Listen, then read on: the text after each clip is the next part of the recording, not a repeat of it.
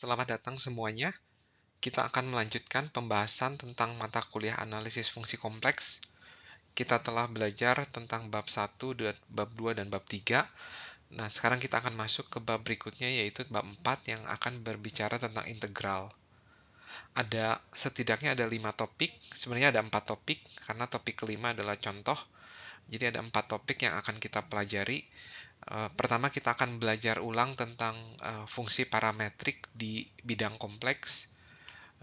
Ini mirip seperti dulu di kalkulus lanjut. Kemudian kita akan belajar ulang tentang integral terhadap fungsi parametrik tersebut. Kemudian kita akan belajar tentang lengkungan di bidang kompleks, dan kemudian kita akan belajar integral di atas lengkungan tersebut. Topik pertama adalah tentang fungsi parametrik di sebuah bidang kompleks. Nah, misalkan di sisi kiri kita punya bidang kompleks di mana sumbu X-nya itu adalah bagian real dari Z, dan sumbu vertikalnya adalah bagian imajinernya. Nah, kita akan mendefinisikan sebuah fungsi parametrik ya di bidang kompleks ya. Definisinya adalah pertama adalah F ya.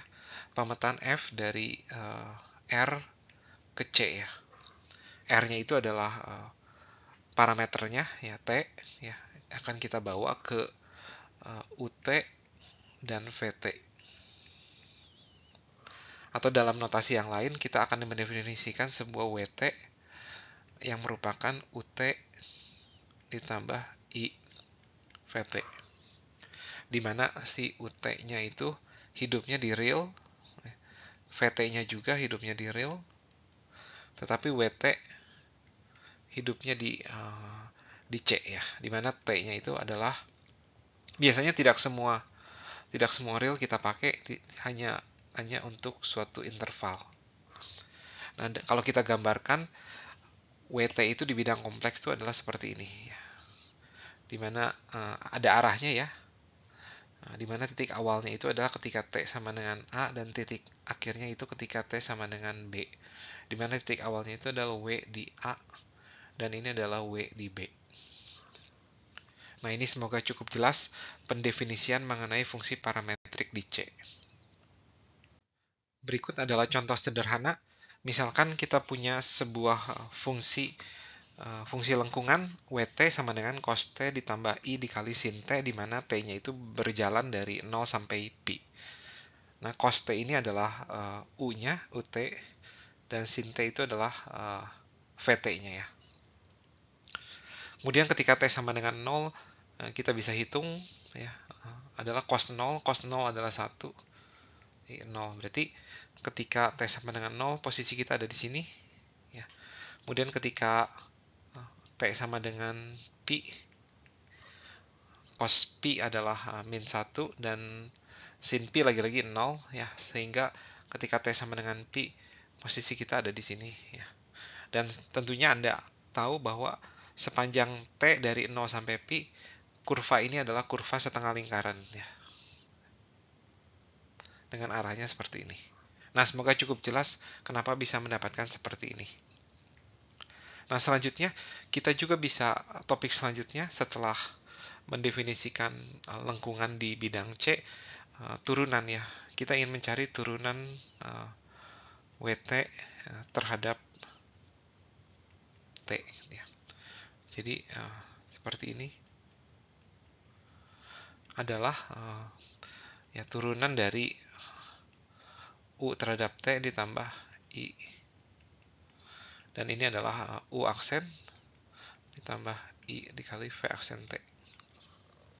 Nah, ini adalah turunan WT terhadap T ya, kita tinggal turunkan masing-masing ya. Nanti abis ini ada contohnya lagi.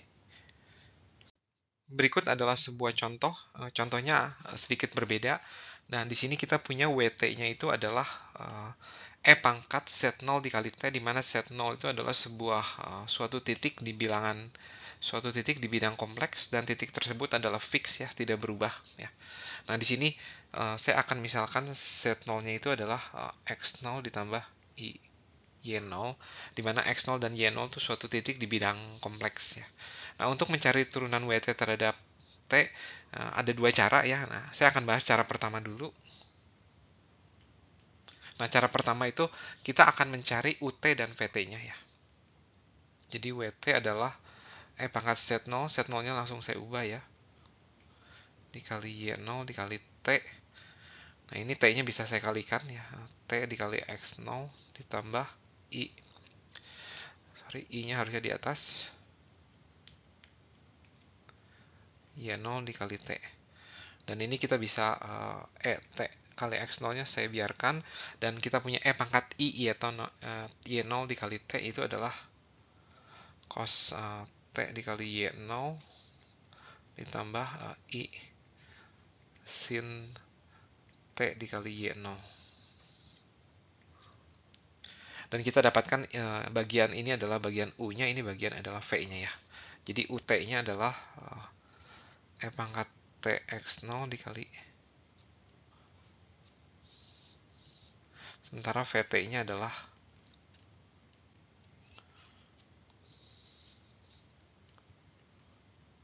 nah, ini semoga cukup jelas.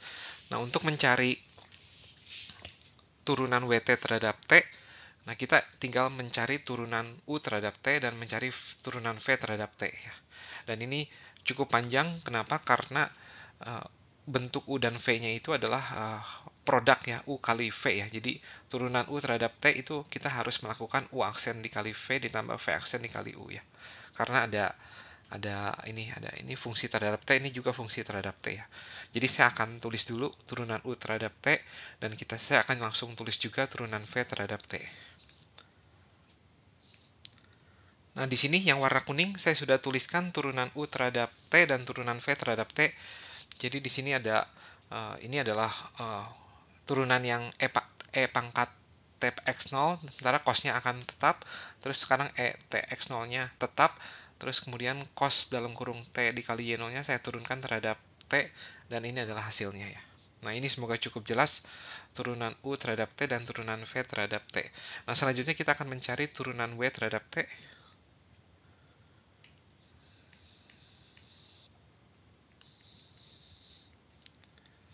WT ini akan saya tuliskan, yaitu adalah U aksen T ditambah I T ya. Itu pangkat TX0-nya saya keluarkan ya. Dan semuanya akan saya tulis ulang ya. X0 dikali cos T0 ditambah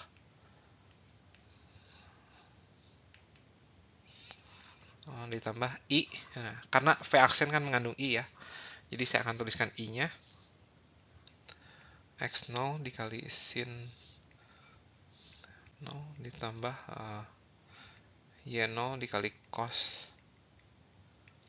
Nah, yang terakhir ini semoga cukup jelas ya. Hanya menuliskan ulang U aksen ditambah I V aksen T. Selanjutnya akan saya sederhanakan semua yang ada di sini. Pertama, saya akan sederhanakan yang bagian yang mengandung X0-nya ya. Ini dan ini ya. Jadi X0-nya bisa dikeluarkan. Yang tersisa adalah cos TY0 ditambah I sin TY0 ya. Jadi saya akan tuliskan itu. Nah, X0-nya bisa saya keluarkan. Dan kemudian saya punya pangkat I TY0 ya. Nah, ini semoga cukup jelas. Selanjutnya, yang bagian Y0, yaitu yang ini nih, dan yang ini, akan saya lakukan hal yang sama, tetapi yang saya keluarkan bukan Y0-nya, tetapi IY0. Ya, jadi di sini ada TX0, kemudian ada IY0. Nah, karena dikeluarkan IY0, maka yang I-nya ikut keluar nih, yang ini nih ikut keluar, sehingga ini menjadi pangkat I T Y0 lagi ya. Nah, ini semoga cukup jelas sehingga kita bisa punya seperti ini.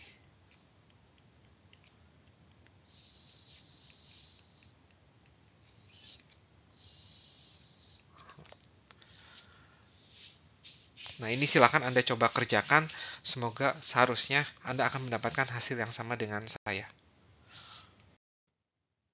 Cara yang kedua lebih mudah. Di sini kita tinggal menurunkan apa adanya. WT itu adalah jadi kita tidak membawa WT itu ke bentuk U dan V ya, jadi kita langsung dapatkan apa adanya. Nah, kita akan menggunakan turunan dari E pangkat, dan kita sudah tahu turunan dari E pangkat itu adalah E pangkat juga dikali turunan dalamnya ya, F Z0T dikali Z0. Nah, kalau Z0-nya kita substitusi ya, X0 ditambah I Y0T dikali Z0-nya pun kita substitusi. Nah, kita akan mendapatkan bentuk yang sama seperti yang kita dapatkan tadi pada cara pertama ya. Nah, ini semoga cukup jelas ya kedua cara ini. Selanjutnya ini merupakan pembahasan yang terakhir dalam subbab ini, di mana kita akan membahas tentang mean value theorem atau yang disingkat dengan MVT ya, mean value theorem. Nah, yang saya sudah tulis di sini itu adalah versi bilangan real, versi di setting di mana kita tidak berbicara tentang bilangan kompleks tapi hanya berbicara tentang bilangan real ya. Jadi ini adalah versi bilangan realnya. Nah, jadi kalau kita punya fungsi kontinu di suatu selang atau interval A sampai B dan fungsi tersebut punya turunan, maka akan terdapat sebuah nilai C di antara A dan B di mana turunan F di C itu pasti sama nilainya dengan gradien di B dan A itu ya. Jadi ini kan sebenarnya gradien dievaluasi dari FB dikurangi FA dibagi B min A. Nah, kita ingin cek apakah hal ini berlaku juga di kompleks ya. Jadi kita akan memandang suatu contoh, suatu fungsi ya, E pangkat IT ya. Di mana T-nya itu jalan-jalan dari 0 sampai 2pi. Nah, kita akan hitung nilai dari W di 0 itu berapa ya, E pangkat I kali 0, E pangkat 0 itu 1 ya. Kemudian di 2pi adalah harusnya 2pi ini 1 juga ya. Nah, sehingga W di 2pi kalau kita kurangin dengan W di 0 dibagi 0, ini adalah 1 min 1 per 2pi atau 0 ya. Nah, kita ingin menyelidiki apakah ada suatu nilai C ya, di antara A dan B, dalam hari ini di antara 0 dan 2pi, sehingga W aksen di C itu sama dengan 0 gitu ya. Apakah ada gitu ya. Dan ternyata jawabannya tuh tidak, karena kita bisa cari turunannya ya. Turunan dari fungsi ini adalah I dikali E pangkat IT ya. Dan jika kita hitung modulusnya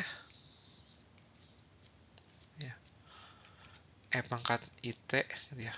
Nah, ini kan panjang dari I ya, panjang dari T. Nah, ini adalah 1 kali 1 1. Nah, ini berlaku untuk setiap T di antara 0 sampai 2pi. Nah, jadi di sini kita tidak menemukan C di antara 0 sampai 2pi sehingga W aksen C itu sama dengan 0. Dengan kata lain, mean value theorem itu tidak berlaku di bilangan kompleks. Nah, ini semoga cukup jelas ya. Adalah satu contoh di mana mean value theorem tidak berlaku di bilangan kompleks.